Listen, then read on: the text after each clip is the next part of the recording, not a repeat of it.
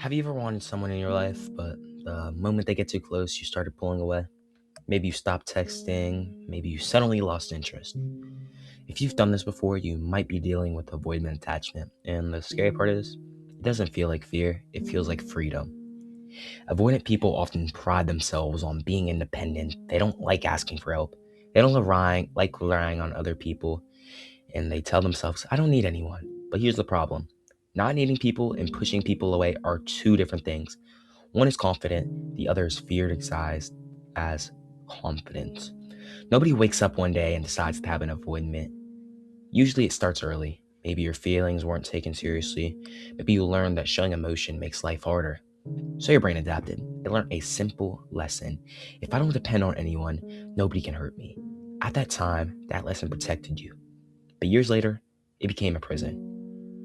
The avoidance cycle usually looks like this. You meet someone, you start to enjoy and talk to them, you end up getting very close with the person. Then suddenly, you feel trapped. You notice every flaw about said person. You then start to distance yourself away from them. And eventually, you leave. Then later, you ask yourself, why am I so lonely? Then the cycle repeats again, again, and again. Most avoidant people don't feel relationships, they feel vulnerability.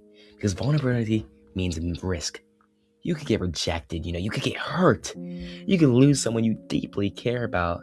And for many avoidant people, distance feels safer than taking that chance.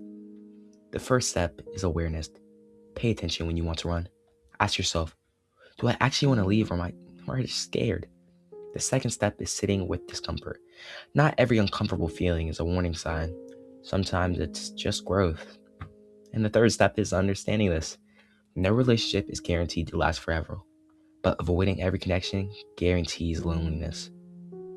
The goal isn't to depend on everyone. The goal isn't to tear down all your walls. The goal is to simply stop letting fear make your decisions. Because sometimes the thing is, protecting your heart is the same thing preventing people from being loved. And maybe true freedom isn't needing nobody.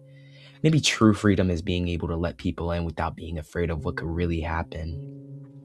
The biggest problem with avoidant attachment isn't that it hurts other people, it's that it slowly hurts you. Because every time you run from your connection, you also run from being understood. Every time you build another wall, you make it harder for people to see who you really are. And over time, loneliness starts feeling normal.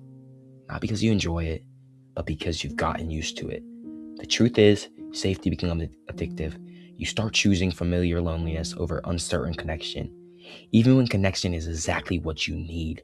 And that's the tragedy of avoidant attachment. You spend so much time protecting yourself from pain that you accidentally protect yourself from love too.